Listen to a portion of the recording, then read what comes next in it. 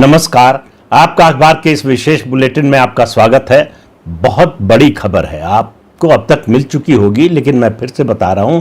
आज रात 12:37 पर भारतीय सेना ने और सेना के तीनों अंगों ने पाकिस्तान पर हमला किया। पाकिस्तान के 9 ठिकानों पर हमला हुआ मिसाइलों से और प्रिसीशन और एकदम एग्जैक्ट टारगेट को हिट किया। जहां हिट करना था वहीं हिट किया, अगल बगल कहीं हिट नहीं किया। और खास बात ये ऑपरेशन जो है इसको नाम दिया गया ऑपरेशन सिंदूर। इसमें आपको स्पष्ट रूप से प्रधानमंत्री नरेंद्र मोदी की छाप दिखाई देगी। ये एक हमारे लिए भावनात्मक मुद्दा भी था, क्योंकि आतंकवादियों ने चुन चुनकर पुरुषों को मारा था और महिलाओं से कहा था जाके मोदी को बता देना। तो मोदी तक खबर पहुंच गई और मोदी का जवाब पाकिस्तान तक पहुंच गया। जैश और लश्कर दोनों के जो आतंकवादी कैंप थे उनको पूरी तरह से ध्वस्त कर दिया गया है। पिछली बार जो है पाकिस्तान भी सबूत मांग रहा था और हमारे यहां भी बहुत से लोग सबूत मांग रहे थे।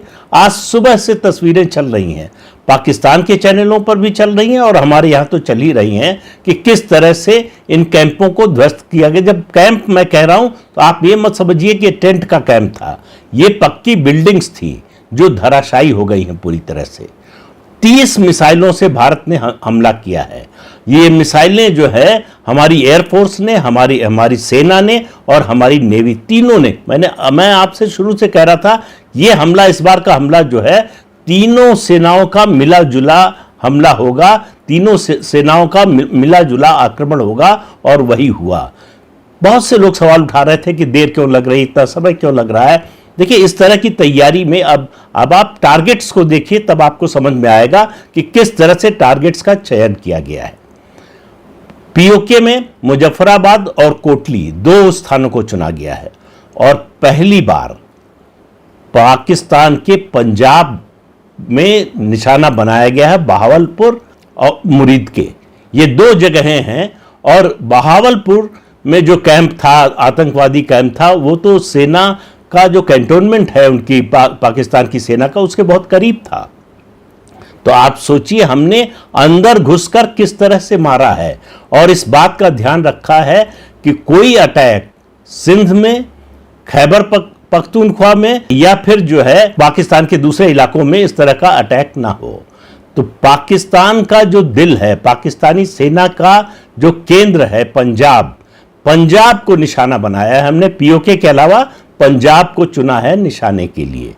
और उसके अलावा जिस तरह से हमारी फौज ने हमला किया है, पूरी दुनिया को यह बताया है कि हम कितने साधन संपन्न हैं कि हम एग्जैक्ट टारगेट को हिट कर सकते हैं। हमने पाकिस्तान की किसी मिलिट्री इंस्टॉलेशन को हिट नहीं किया है। तो पाकिस्तान को विक्टिम कार्ड खेलने का मौका उसके हाथ से चला गया है।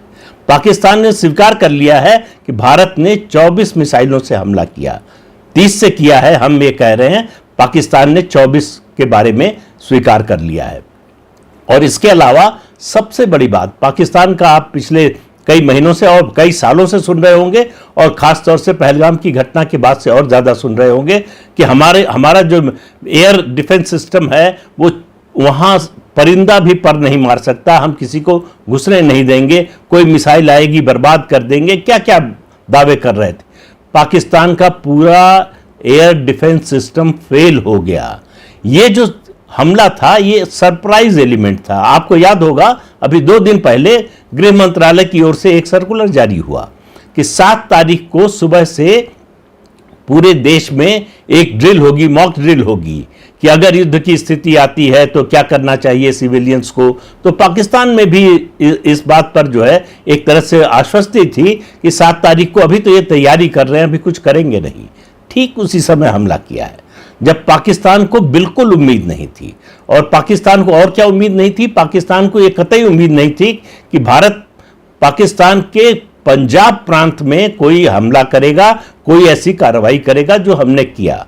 और आपको प्रधानमंत्री नरेंद्र मोदी का एक और बयान आपको याद दिला दूं, उन्होंने 2019 के बाद जब हमने बालाकोट स्ट्राइक की थी उसके काफी बाद जो है एक कार्यक्रम में कहा था कि उस समय हमारे पास राफेल नहीं थे। अगर राफेल होते हमारे पास उस समय, तो हमारी वायुसेना को पाकिस्तान के एयर स्पेस में जाने की जरूरत नहीं पड़ती बालाकोट स्ट्राइक के लिए।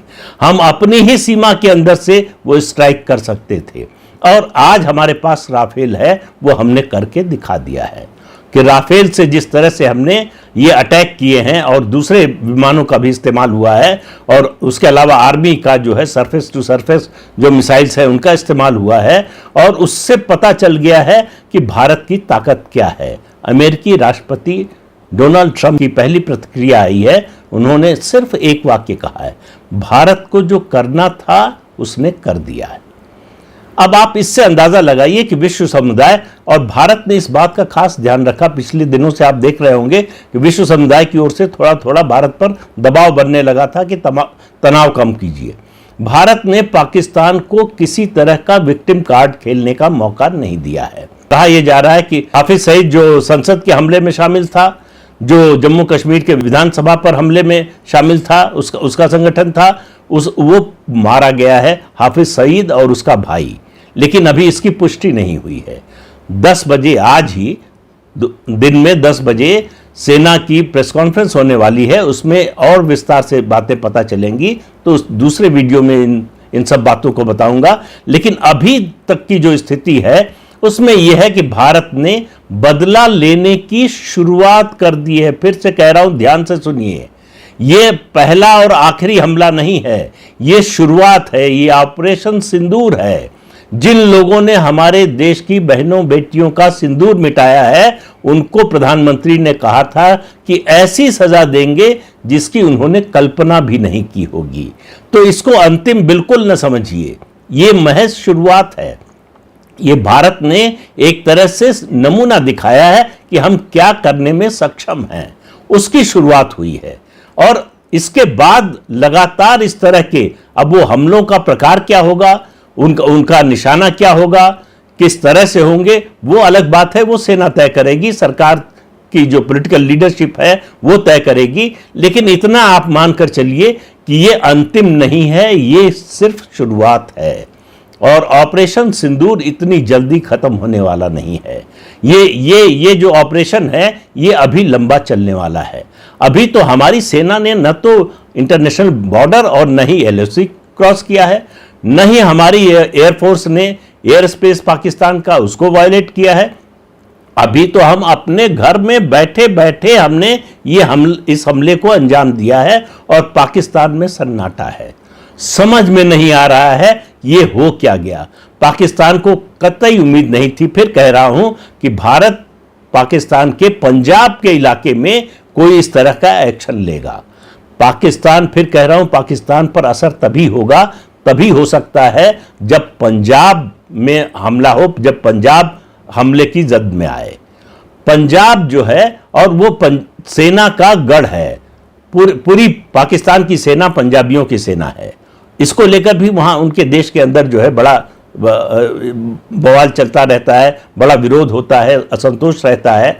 लेकिन पंजाब के ठिकानों को निशाना बनाकर भारत ने सिर्फ अभी ये पाकिस्तान को संदेश दिया है कि संभल जाओ, समझ जाओ हम क्या कर सकते हैं और क्या कर रहे हैं। अगर बहावलपुर में आतंकियों के कैंप को हम तबाह कर सकते हैं तो हम तुम्हारे मिलिट्री इंस्टॉलेशंस को भी निशाना बना सकते हैं। अभी बनाया नहीं है, लेकिन भारत ने ये नहीं कहा है कि हम कभी बनाएंगे भी नहीं। तो इसलिए पाकिस्तान के मन में एक डर, एक खौफ पैदा कर दिया है भारत की इस कार्रवाई ने। और दुनिया में कोई देश जो है इसका जो है विरोध नहीं कर सकता कि भारत ने ऐसा क्यों किया। हालांकि दूसरे देशों की बात अगर करें तो उसमें केवल चीन और तुर्की ऐसे देश हैं जो पाकिस्तान के समर्थन में खड़े नजर आए। बाकी पूरी दुनिया भारत के साथ, भारत के समर्थन में खड़ी है। पूरी दुनिया का यह कहना है कि जिस तरह का आतंकवादी हमला हुआ है, निर्दोष लोगों की हत्या हुई है, उसका जवाब देने का भारत को अधिकार है। तो यह ऑपरेशन सिंदूर, ये फिर कह रहा हूं शुरुआत है। और आगे आगे देखिए होता है क्या। जिस तरह से भारत ने यह हमला किया है भारत ने अपनी सैन्य ताकत का एहसास कराया है। ये जो समय लग रहा था, जो मिलिट्री एक्सपर्ट है उनका कहना है कि हम जो इलेक्ट्रॉनिक वॉरफेयर है उसके हिसाब से भी तैयारी कर रहे थे। हमारे जहाज जो है सीमा के आसपास मंडरा रहे थे, उड़ रहे थे, ये देखने के लिए कि उनका रेडार जो है पाकिस्तान का वो कितना दूरी तक और कहां तक कैच, किस ऊंचाई तक जहाज जाने पर कैच करता है, किस तरह का रिएक्शन होता है, क्या उनका फीडबैक मिलता है। ये सब जांचने परखने के बाद फिर टारगेट तय किए गए। टारगेट के बाद फिर तय किया गया कि कैसे हमला होगा, ये तय किया गया और इस बात का ध्यान रखा गया कि कोई सिविलियन कैजुअलिटी न होने पाए। और ये हमले जो मुरीद के और खासतौर से बहावलपुर में हुए हैं वो घनी आबादी के बीच में हुए हैं। ऐसा नहीं है कि ये अलग थलग कोई जगह थी, वहां पर बम गिराया, मिसाइल गिराई और आ गए। तो ये इन जगहों पर इस तरह का हमला करना कि जो टारगेट है सिर्फ वही हिट हो, आप समझ सकते हैं भारतीय सेना की ताकत क्या है। तो उस ताकत को दिखा दिया है। ये जवाब पाकिस्तान को ही नहीं है, भारत में बैठे उन पाकिस्तानी समर्थकों को भी है जो रोज पूछ रहे थे कि क्या कर रहा है भारत, क्या कर रहे हैं मोदी, क्यों नहीं जवाब दे रहे हैं, क्यों घबरा रहे हैं। और किस तरह से मजाक उड़ाया गया राफेल का कांग्रेस के एक नेता द्वारा, आपने देखा होगा। उससे ज्यादा शर्मनाक घटना और क्या हो सकती है। एक राष्ट्रीय पार्टी जो राष्ट्रीय आंदोलन की नायक रही है, उसका नेता इस तरह का काम करे, घटिया काम करे और अभी तक पार्टी में बना रहे।